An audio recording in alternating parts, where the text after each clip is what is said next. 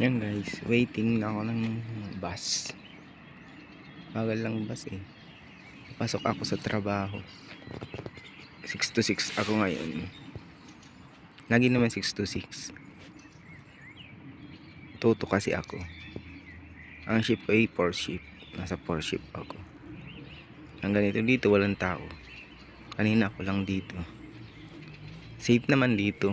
Hindi katulad yun sa Pilipinas. May naghihintay din gypsy. Yan yung accommodation namin. Yun sa pangalawa. Yan. Malapit lang dito sa highway. Kasi wala pang dumadaan na bus masyado pag mga ganitong oras. By schedule kasi ang bus dito. Yan.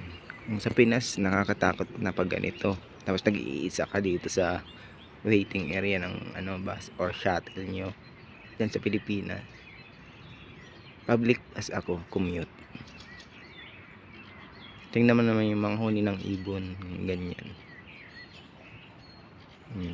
Madaling araw na kasi. Magpo 4:30 na ng umaga dito. Yun yung paligid. Di ba, andirin pa. Maya konti, mga 3 minutes nandito na siguro yung bus. Doon ako sasakay. Doon yung grocery. Nakita. Doon lang. Kasi nandyan lang yung accommodation namin. Lapit. Very accessible. Saka nandito lang din waiting area. Bus stop ba? Ito kasi may mga waiting area, bus stop. Saka may oras kung anong oras sila darating. Minsan man delay, bihirang bihira. May-delay ng 5 minutes, mga ganun. Pero okay lang yun.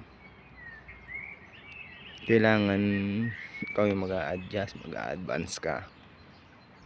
Unahan mo lagi yung bus para hindi ka malilate. Pero sunod-sunod naman yan. After siguro ng mga 10 minutes ulit meron, or 11 minutes yata ang pagitan, meron na uling bus.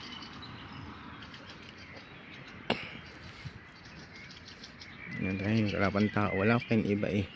Magpe-first bus sana ako, di ko naabutan. Second bus, maaga kasi ako nagigising 3:30 ng umaga. Pag nag last bus naman kasi ako, crowded na dun sa isang sinasakyan namin, yung papuntang Industrial Park, Hassel.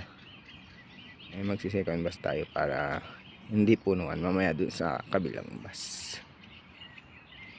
Ang gaganda ng sound ng mga ibon. Wala kang makikita. Naghihintay din sila ng bus. Siya pala. Ang ganyan waiting area.